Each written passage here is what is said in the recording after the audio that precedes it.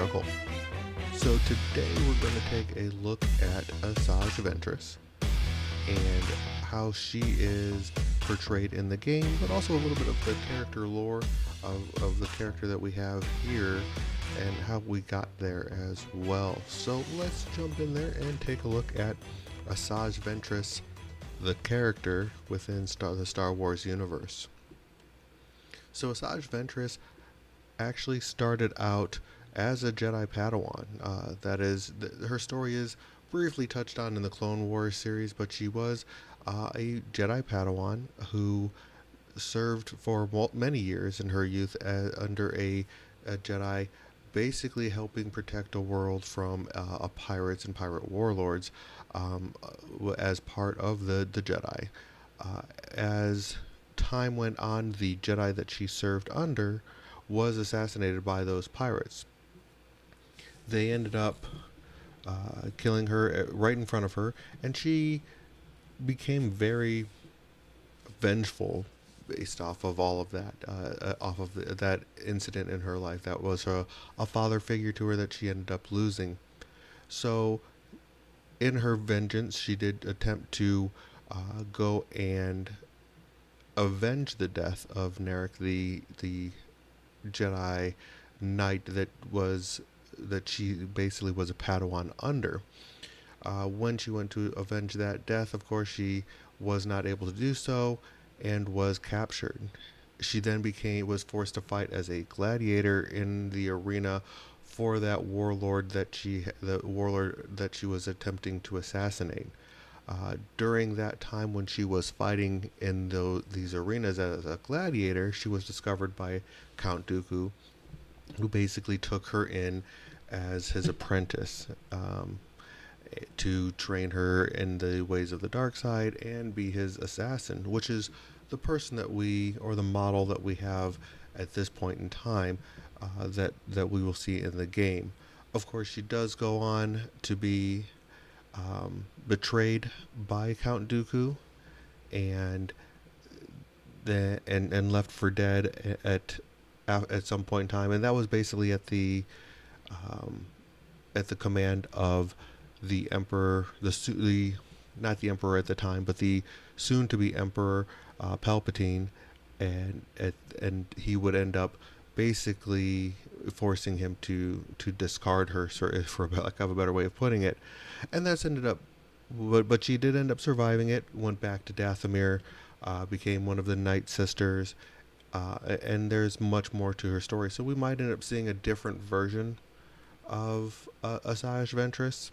She does actually go on to become a bounty hunter. So she has a very interesting story arc that definitely can get looked into in greater detail as the game grows, and definitely if you want to look into any of who she is as a character, she's definitely worth looking into as well. But that said, like I said, this is the Asajj Ventress that is the Sith Assassin that served under Count Dooku in the Separatist army. So it's definitely to look at her in that light, and let's definitely take a look at who she is though as a character within this game. So Asajj Ventress is going to be a primary unit. She does have 8 squad points and 3 force points. She is a single model with the name Asajj Ventress, Sith Assassin. So she does have 5 different abilities on her card. She also does have a couple of different keywords. She has Dathomirian, she has Force User, she has Night Sister, and she has Separatist Alliance. So we do know that we are going to be getting a Night Sisters box. So that may end up playing well into what we end up getting there with her. So we'll have to keep an eye out in the future on what the cards look like for that Night Sister box that we're getting with Mother Talzin and Savage Opress. But for the time being, let's take a look at what we have here. She also does have 9 damage and 3 wounds, so a total of 27 damage can be done to her. So that is, she is somewhat durable, a pretty average durability for the primary models that we have seen up until this point in time. So looking at her card, she does have one or two abilities that are her active abilities. The first one is Dothamarian Dexterity. Each character in this unit may jump. This unit may use this ability 2 times during its activation instead of the normal 1, but it does cost 1 force. So she does have quite a bit of movement, and this is not an action. So she can just jump if you want to use that to pay the force to really get her into the position that you want. She also has another ability called Force Push. Choose a character in this unit and an enemy character within range 3 of this character. Push the chosen enemy character 3 away from the chosen allied character. So she does have, so you could end up doing a lot of movement shenanigans with her if you wanted to spend the force to do so. You could move, and do a push, but of course then you're using up a grand total of 6 of your force, so that would not be available for later in the gameplay as if you did this early, depending on when you activate her and how much force has been used. So this is something to keep in mind when you're looking at needing to utilize the amount of force that you have and managing that force that's available to you. She does also have 2 reactive abilities, the first one being Riposte. After a melee attack targeting a character in this unit is resolved, this unit may use this ability. If the attack roll contains 1 or more failure results, the attacking unit suffers 2 damage. So this is kind of the redirecting of with the lightsabers in a way with the range attacks that we've seen in previous, but this one is actually in melee, where she just basically is able to, you miss, I'm going to sit there and do 2 damage to you, and this does not cause any force as long as she is unwounded. So when she's healthy, this is an excellent ability. Her other ability is reactive ability is Slip Away. When another allied Dothamarian or Separatist Alliance character targets an enemy character that is engaged with 1 or more characters in this unit may use this ability. So again, you're gonna have to have an allied character targeting this character that is either Dothamarian or Separatist, and she needs to be engaged with them in melee. So this unit may use this ability. 1 character in this unit that is engaged with the target character may immediately reposition if it does, it gains a hunker token. So there's some more movement with Asajj, where she can reposition, and she can go ahead and get a hunker token. And her last ability is Sith Assassin. When a character in this unit wounds an enemy unit after the effect is resolved, that character may heal 3 times. So that is a lot of health that she can regain. And again, this is just an innate ability that she has. If it is wounded, a primary unit or secondary unit may also advance or jump. If it wounded a primary unit, refresh 2 force. So there's a lot going on here with this innate ability. So again, when a character in this unit wounds an enemy unit after the effect resolves, it immediately heals. It doesn't matter if it's a primary or a secondary or a supporting unit. Anytime it does a wound, it immediately heals 3. If it wounds a primary or a secondary, it can also make a movement action, either not an action, just a movement, either an advance or a jump. And then if it's a primary, you also get to refresh 2 force. So there's a lot going on, and no matter who she ends up wounding, there is a benefit to it. Of course, the best way to take advantage of this ability is on a primary unit, but you are going to get benefits out of all of them. So that is her card for her ability card. Let's go ahead and take a look at her stance cards. She has 2, being a primary, so let's take a look at both of them. The first one we're going to look at is Jarkai. Now, Jarkai starts out, when you look at it, just looking at her combat tree right off of the bat, it starts out on 2 different paths and then converges into 1 at the end. So that is something to keep in mind. But let's take a look to start with, of course, at the dice that she can. Just like most Force users, most of the lightsaber users that we have in the game, they do not have a range attack, only melee. So on this side, she has 8 attack dice on her melee, At range, she has 5 defense dice, and in melee, she has 6 attack dice. Forgive me, I meant 6 defensive dice, not attack dice on that. So let's go ahead and take a look at her tree. I'm going to start at the top. The top's pretty self-explanatory. For the first 3 successes on the attack tree, she does 2 damage for each one. So it's 2 damage, 2 damage, 2 damage. On the bottom, there's a little bit more of where you're able to assign different conditions, and this might actually end up being better because remember, when someone does become wounded, they only remove 1 condition. So even if they were to become wounded, 2 of these conditions are going to end up sticking around unless they shake them. So let's keep that in mind going forward.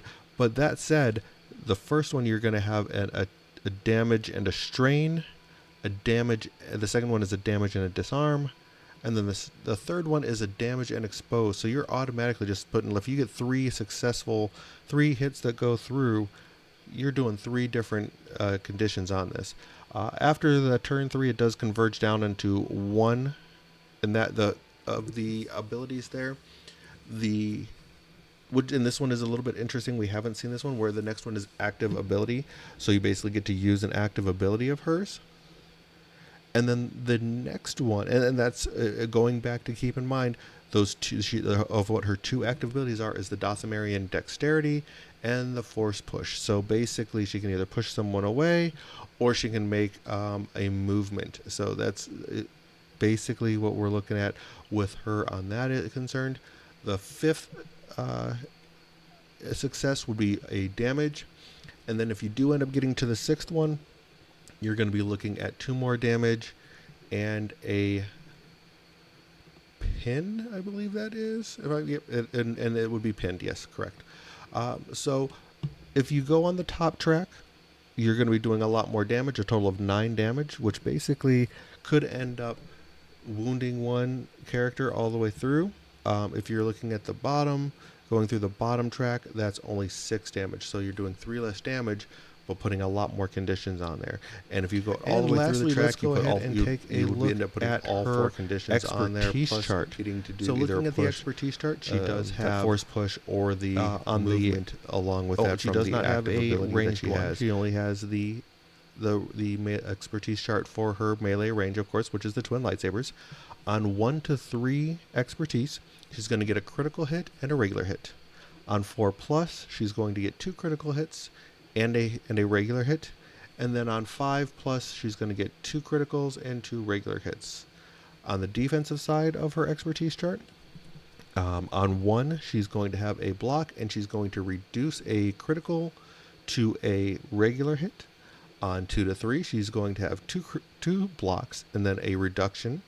And on 4+, she's going to have 2+, a reduction of a crit, and then she's also going to convert a hit to a failure. So there is a lot of manipulation that goes on with Asajj Ventress there. But again, let's go ahead and take a look at her next card, or the other side of her stance card. So the other side of her stance card is Form 2 Makashi. With this one, again, no ranged attack. She does have 7 dice on her melee, and then for her defensive dice, she has 5 for range and 6 for melee. So a little bit less offense on this side and a little more defense on this side. Now the combat tree is a little interesting on this one. The combat tree itself has 3 levels to it. It starts out with 1 and then splits to 2. And then the top range will stay at 1, and then you can potentially split on the bottom into 2 different ones. So it's a little weird as far as how it looks, but the path is pretty simple in all honesty, because there's only 4 total successes that you can do with this one. Anything else is a wasted success. So to start out with, on this side, her first success is a heal and then 1 damage.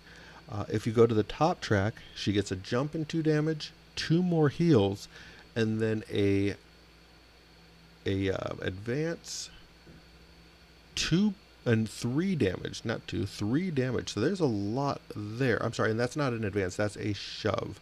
So it would be a shove and 3 damage on the end there. So you're looking at a total of 6 damage she can do, 3 heals, a jump, and a shove. So there's a lot of movement that she can do in those 4 successes. If she were to go to the bottom track on her second success, she gets a shove and 2 damage, and then it splits again to either to go to the top, which is a reposition and a damage, and then an active ability, which we discussed on the other side. And if she stays on the bottom track, it's going to be another shove and 3 damage, and then 3 heals. So bottom track wise, you could end up getting, if you get all 4 successes, you're looking at 4 heals, 6 damage, 2 shoves. So that's probably going to be the most common way to go, I think, unless you're going to want to sit there and have that reposition and the active ability with either the shove away, that long shove that you get to do, or another jump. So it's an interesting card to say the least. Looking at her expertise chart, there is on the twin lightsabers, 1 to 3 is 2 criticals, 4 plus is 2 criticals and a hit, and 5 plus is going to be 3 criticals. Looking at the defensive chart, expertise chart, 1 expertise is going to get you 1 block, 2 to 3 is going to get you 2 blocks, and 4 plus is going to get you 2 blocks and a jump. And that is going to be Asajj Ventress. So let's go ahead and jump into the supporting and secondary units that come along with her. And of course that is Kalani and the B1 battle droids. So Kalani is a super tactical droid that appears primarily in the Clone Wars series. He also does have he does also show up in the animated series Rebels as well. He's basically just the commander of a droid unit. He does end up leading an army of B1 battle droids. His story is a little strange. He ended up helping. He was assigned to a remote planet. The battle didn't go as planned. He ends up getting reassigned to another location. And he is at this remote planet at the time the war ends, and an order is given for all of the battle droids to basically deactivate. He believes that is around the time of Order 66. Kalani, believing that this is a trick by the Republic, does not deactivate himself or any of the droids there, being the tactical droid that he is, and remains in basically completely operational until he's discovered years later in the events of the Rebels show, in which an old Rex ends up battling him and his droid. So it's a very interesting, unique view of this droid, but he is a free thinking droid, a very intelligent droid, and that's kind of where he comes from. So definitely a unique model to come to the game for sure. So let's take a look at Kalani, the super tactical droid that he is. He has 5 points in order to bring him along with you. So he's one of the most expensive secondary units that we have seen up until this point in time. He has no force. Again, he is Kalani, the super tactical droid, and he is a 1 model secondary unit. He does have the keywords of battle droid, and Separatist Alliance. He does come along with 10 damage on 2 wounds, so a total of 20 damage in order to remove Kalani fully from the game. So Kalani has 4 abilities. The first one being Roger Roger. At the start of this unit's activation, each allied battle droid supporting character within 4 of a character in this unit may dash. So this is definitely where you want to look at your roster building when you're looking at what Kalani ends up bringing to the table.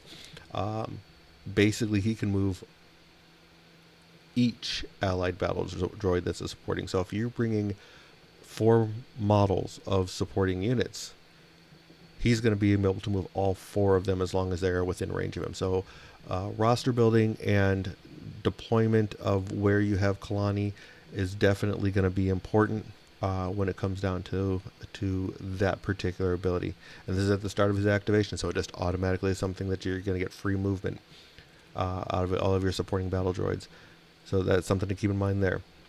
He does have 1 active ability, that is Tactical Network. It does cost 1 force. Choose another allied battle droid within range 4. That chosen character may dash, then gains a hunker token, remove 1 condition from itself, and make a 5 dice attack. So basically he just says, for 1 force, I'm going to move you, give you a hunker token, remove a condition that you have, and it lets you make a 5 dice attack. That's, for 1 force, is pretty good.